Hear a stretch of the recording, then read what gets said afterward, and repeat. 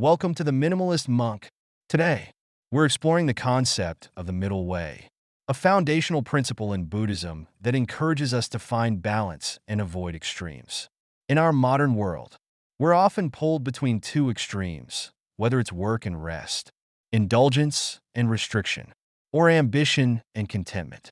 The middle way offers a path of moderation, helping us live a more balanced, fulfilled life without getting lost in excess or deprivation. This video is a practical guide to understanding and applying the middle way, helping you find harmony in all areas of life. Whether you're looking to balance your career with personal time, manage your desires, or cultivate inner peace, these insights can guide you toward a more centered, intentional life. Step 1. Understanding the middle way. The middle way was introduced by the Buddha as a path to avoid extremes. Before enlightenment, the Buddha experienced both wealth and severe asceticism. He discovered that neither extreme brought true peace or understanding.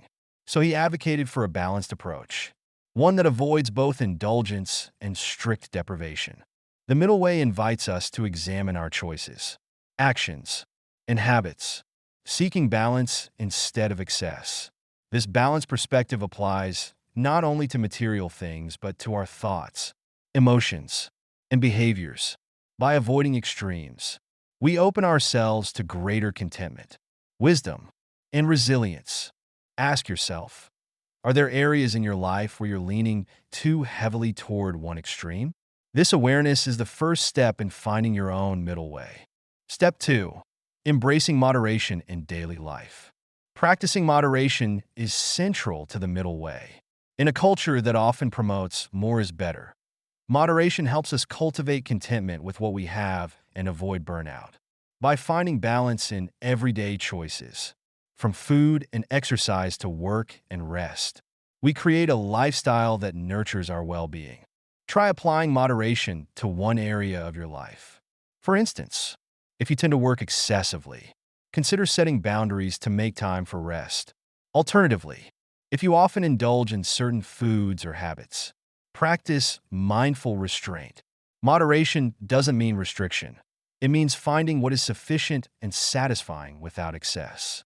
Embracing moderation helps us enjoy life more fully, as we become less dependent on external things and more in tune with our inner needs. Step 3. Finding balance in desires and attachments. In Buddhism, attachment to desires is seen as a source of suffering. The middle way encourages us to enjoy life's pleasures without becoming overly attached or dependent on them.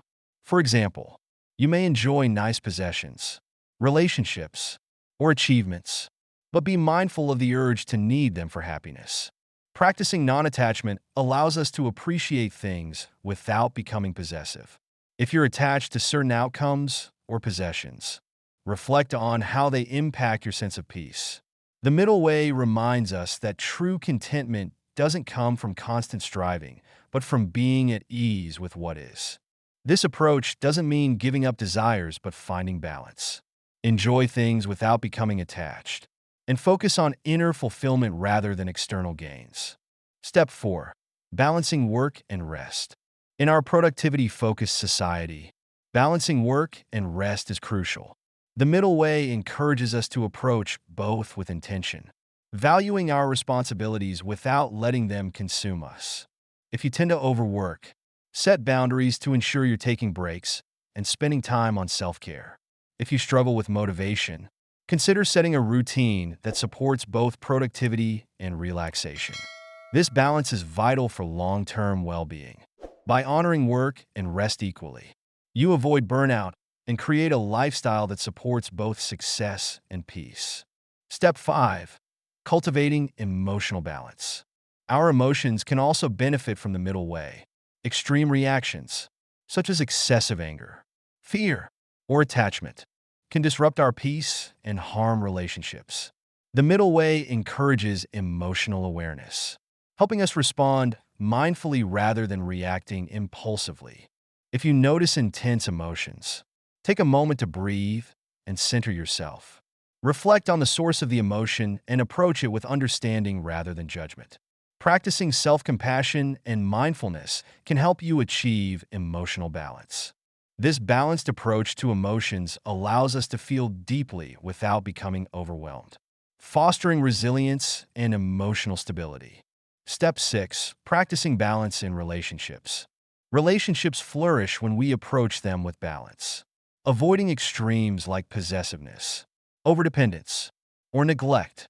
The middle way encourages us to cultivate relationships with love and respect without becoming overly attached or controlling. Aim to be present in relationships, giving your full attention and support without imposing expectations. Practice open communication, expressing your needs and boundaries while respecting those of others. Balanced relationships bring joy and fulfillment. When we give without expecting and love without clinging, we create stronger, healthier connections. Step 7. Balancing goals and contentment. Striving for goals and self-improvement is important, but it's equally vital to appreciate where you are. The middle way encourages us to pursue our goals while practicing contentment in the present moment. If you're constantly striving for more, reflect on why. Are you driven by genuine passion? Or is it the need for validation? Balance ambition with gratitude for what you have. By setting meaningful goals and appreciating each step, you align your efforts with inner peace. Balancing goals and contentment helps us avoid the trap of endless striving, fostering a sense of fulfillment in each stage of life. Step 8. Building a daily practice of the middle way. Living the middle way requires regular self-reflection and mindfulness. Each day, set aside a few minutes to reflect on areas of imbalance. Notice where you're leaning toward extremes and gently guide yourself back to center. Meditation, journaling, or simply observing your thoughts can help cultivate this awareness. The goal isn't perfection but progress, a gradual shift toward balance in all aspects of life. With practice, the middle way becomes second nature. This balanced approach supports a peaceful, purposeful life, free from the swings of excess and deprivation. Conclusion: finding freedom in the middle way.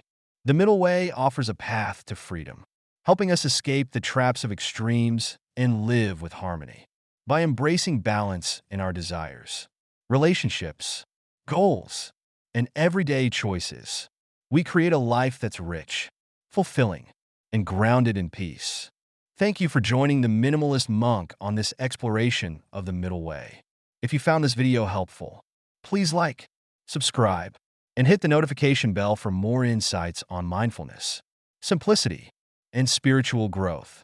Remember, balance is a journey. Let's walk this path together, one mindful step at a time.